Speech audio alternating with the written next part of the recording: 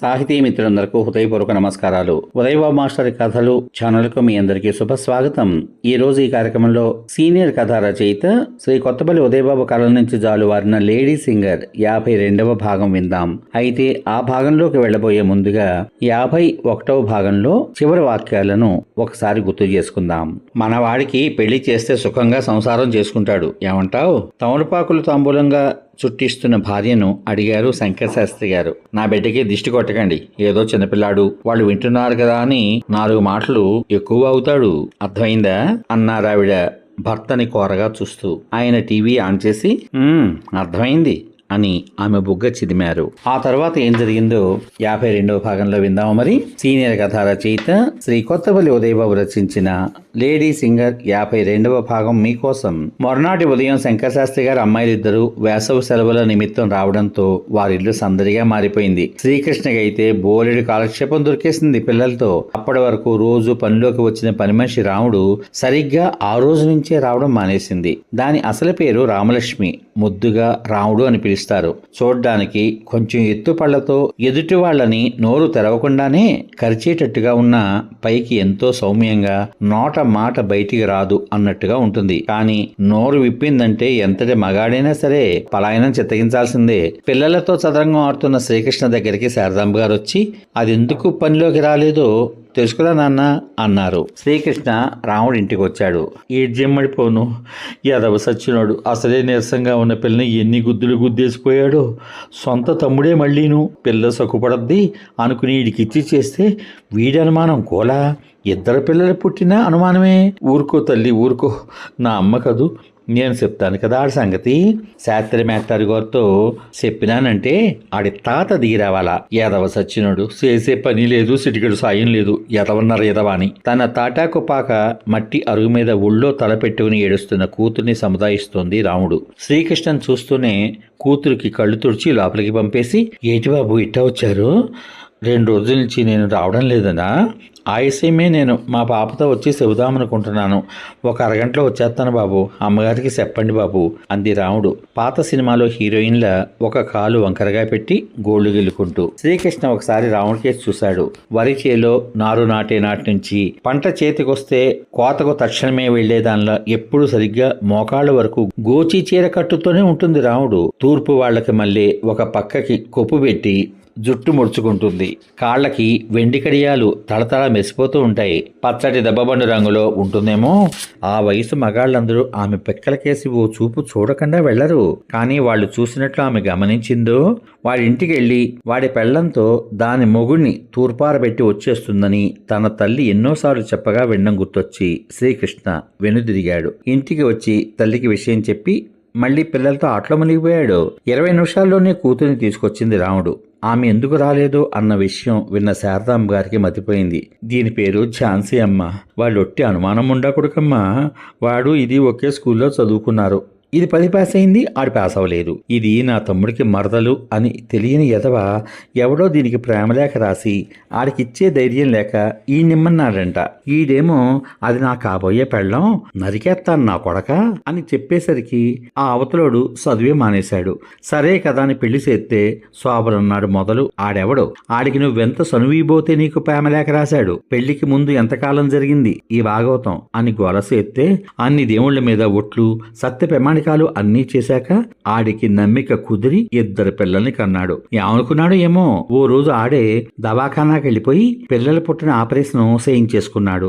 అమ్మయ్యా అనుకున్నాను, ఇంతవరకు బానే ఉంది అమ్మగారు అని బావురు మంది రాముడు. మరి ఏమైందే అడిగారు శారదాంబ గారు. దీనికి 4 నెలల నుంచి నెలసరి కాటం లేదంట.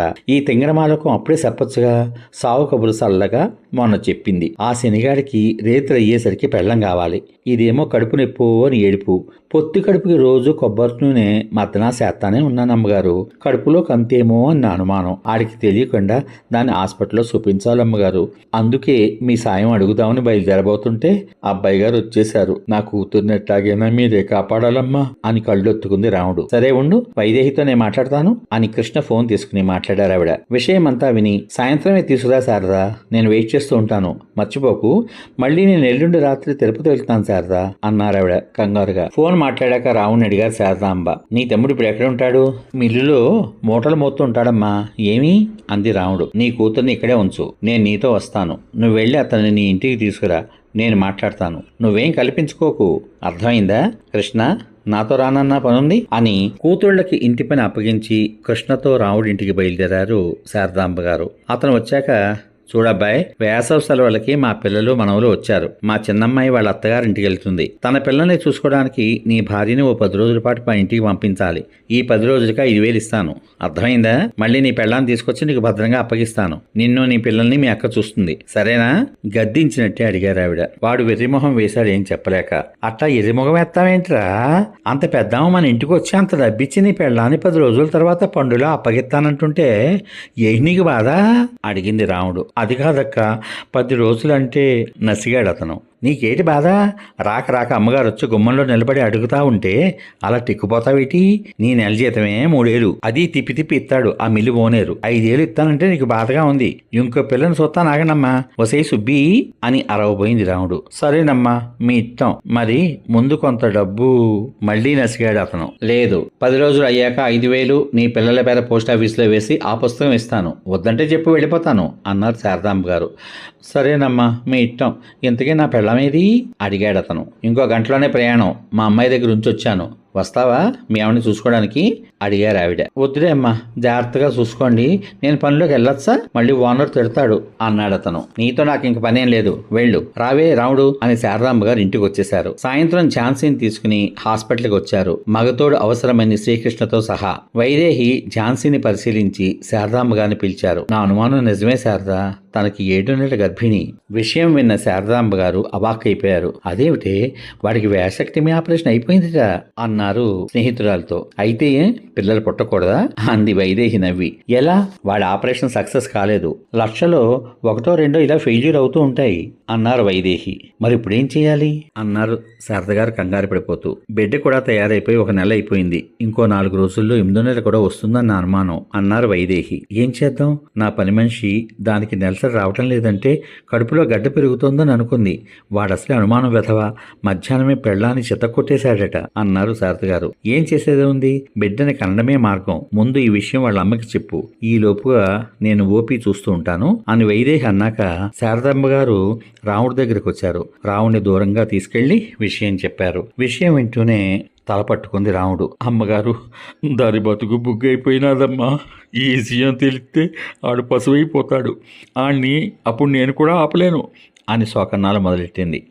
శారదాంబ గారికి నిజంగానే రాముడి మీద కోపం వచ్చి ఒక్కరుపరిచారు. చత్, ముందా ఏడు బాబు, వాడికే మగమహారాజు, ఆ విధవ గురించి ఆలోచిస్తావేంటి? ఇది కంగారు పడితేను ఏడిస్తేను అయ్యే పని కాదు. ప్రాణాలకు ప్రమాదం రాకుండా జాగ్రత్తగా సమస్య నుంచి బయటపడాలి, అర్థమైందా అన్నారు ఆవిడ. క్షమించండి అమ్మా, తల్లి ప్రేమతో దీని భవిష్యత్తు ఎలాగానే ఆలోచిస్తున్నాను. దానికి ఏటైనా అయితే ఆ బిడ్డలు ఆగమైపోరు.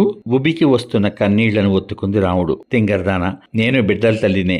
తల్లిగా మన బిడ్డను ఎలా కాపాడుకోవాలని ఆలోచించాలి గాని సమస్యకి వెనుదిరిగి పారిపోకూడదు. నీ బిడ్డ అయితే ఒకటి, నా బిడ్డ అయితే ఒకటేమిటే? నేను వైదేహితో మళ్ళీ మాట్లాడతాను. తాను చెప్పిన దానికి మనం సరే అనడం తప్ప మరేం చేయలేం. ఇంటి దగ్గర తన్ని చూసినప్పుడు కంతి పెరుగుతోందనుకున్నాను కానీ ఈ విషయం నేను కూడా ఊహించలేదు అన్నారు శారదాంబ గారు. అమ్మా, నా బిడ్డని నీ చేతుల్లో పెడుతున్నాను, దాన్ని కాపాడి పుణ్యం కట్టుకోండమ్మా. నేను అంతకన్నా ఏం చెప్పలేను. జరిగింది చూడడం తప్ప. నా బిడ్డ ఏ అపనింద పడకుండా బతికుంటే అదే చాలు. మీరు ఎలా నిర్ణయం చేసినా సరే అంది రాముడు. ఇంతలో నర్సు డాక్టర్ పిలుస్తున్నారని చెప్పడంతో ఇద్దరు వైదేహి గదిలోకి వెళ్లారు. ఏం చేద్దాం విద్య అడిగారు శారదాంబ గారు. అమ్మగారు, నాకు తెలవగా అడుగుతాను, నీళ్లు వేసుకుంటే వాంతులు అవుతాయి కదన్నమ్మా, అట్లా అనిపించలేదంటారా నా కూతురికి అంది రాముడు. మొగుడికి ఆపరేషన్ అయిపోయింది కదా అనే ఆలోచనతో ఉన్నది, మళ్ళీ తనకి కడుపు వస్తుందని ఎలా అనుకుంటుంది పాపం అన్నారు డాక్టర్ వైదేహి. కడుపులో బిడ్డ కదలికలైనా తిరుగుతాయి కదమ్మగారు అంది రాముడు. వైదేహి నవ్వింది. మంచి ప్రశ్నలే వేస్తున్నావు. ఆ దృష్టి ఉంటే ఆ భావాలుంటాయి, లేకపోతే ఎలా ఆలోచిస్తుంది చెప్పు?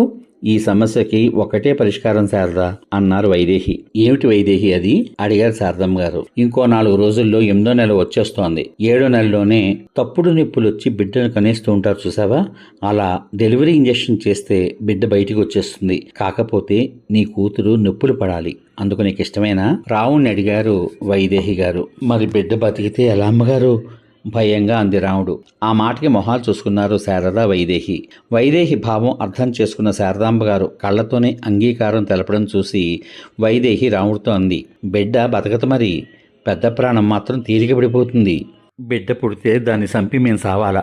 నా బిడ్డ బతికితే చాలమ్మా, మీకు జన్మాన రుణపడి ఉంటాం అంది రాముడు చేతులు జోడించి. సరే, మీరు రూమ్లో ఉన్న ఝాన్సీ దగ్గరికి వెళ్ళి అన్ని వివరాలు చెప్పండి, నేను ఫార్మాలిటీస్ అన్నీ పూర్తి చేస్తాను నర్స్ అని పురమాయించారు డాక్టర్ వైదేహి. విషయం అంతా విని ముందు భయపడినా ఝాన్సీ ఎలాగైనా ఈ ఘోర వదిలించుకోవాలని నిర్ణయించుకుంది. నొప్పులు పడ్డానికే నిర్ణయించుకుంది. కడుపులో బిడ్డకి ముందుగానే ఇంజెక్షన్ చేసి తర్వాత నొప్పులు అందుకునేందుకు కూడా చేసింది వైదేహి. ఏమిటమ్మా, ఏమైంది? అంతవరకు సహనంగా ఉన్న శ్రీకృష్ణ అడిగాడు. ఏదో ఆడవారి సమస్యరా, నీకు అర్థం కాదులే, ఇంటికి మాత్రం వెళ్ళిపోకున్నా, అందరూ కలిసే వెళ్దాం, ఇక్కడెక్కడో సర్దుకో అన్నారు శారదాంబ గారు. ఆ రాత్రంతా నొప్పులు పడి తెల్లవారుఝామున మృత శిశువును కంది ఝాన్సీ. డస్ట్బిన్లో పడేసిన బేబీ మృతదేహాన్ని చూపించింది వైదేహి వారిద్దరికీ. బిడ్డ కణతలకు రెండు పక్కల రక్తం గడ్డకట్టినట్లు 2 చుక్కలు చూసి ఏం జరిగిందో అర్థం చేసుకున్నారు శారదాంబ గారు. ఇదిగో రాముడు, మళ్ళీ ఇలాంటి సమస్య తలెత్తకుండా ఝాన్సీకి పిల్లలు పుట్టిన ఆపరేషన్ కూడా చేయించేశాను. ఎటొచ్చి 4 రోజులు రెస్ట్ అవసరం. నువ్వు మాత్రం ఏమీ ఎరగనట్టు ఇంటికెళ్ళి మనవలను చూసుకో. వాడు మాత్రం ఇటువైపు రాకుండా చూసుకో. అసలు వాడికి తెలిసే అవకాశమే లేదు, సరేనా అన్నారు శారదాంబ గారు. అమ్మా, మరి డబ్బు? వెర్రిమొహం వేస్తూ అడిగింది రాముడు. అవన్నీ నీకెందుకే, నేను చూసుకుంటానని మాట ఇచ్చాను కదా, ఆ మాట మీదే ఉంటాను. రుణాలు అప్పులు ఇవేవి మనసులో పెట్టుకోకుండా మనసు ప్రశాంతంగా ఉంచుకో. ఝాన్సీని జాగ్రత్తగా నీకు అప్పగించే పూచి నాది అన్న శారదాంబ గారికి వైదేహికి కాళ్లకు నమస్కరించి ఉదయమే ఇంటికి బయలుదేరింది రాముడు. విజిటర్స్ కూర్చున్న కుర్చీల్లో అడ్డంగా పడుకుని నిద్రలోకి జారుకున్న శ్రీకృష్ణని జాలిగా చూసి, వెర్రి వెధవ, ఏ పని చెప్పినా విసుగనేదే ఉండదు తింగరోడు అనుకుని ఝాన్సీ గదిలోకి నడిచారు శారదాంబ గారు. సమాప్తం. ఇంతవరకు మీరు సీనియర్ కథ రచయిత శ్రీ కొత్తపల్లి ఉదయబాబు కాలం నుంచి జాలువారిన లేడీ సింగర్ ధారావాహిక 52వ భాగం విన్నారు. ఈ భాగంపై మీ అమూల్యమైన అభిప్రాయాన్ని వీడియో కింద పొందుపరచమని కోరుకుంటూ మళ్ళీ రేపటి భాగంలో సీనియర్ కథ రచయిత శ్రీ కొత్తపల్లి ఉదయబాబు రచించిన లేడీ సింగర్ 53వ భాగం విందాం. అంతవరకు సర్వే జనా సుఖినో భవంతు. శుభమస్తు. స్వస్తి.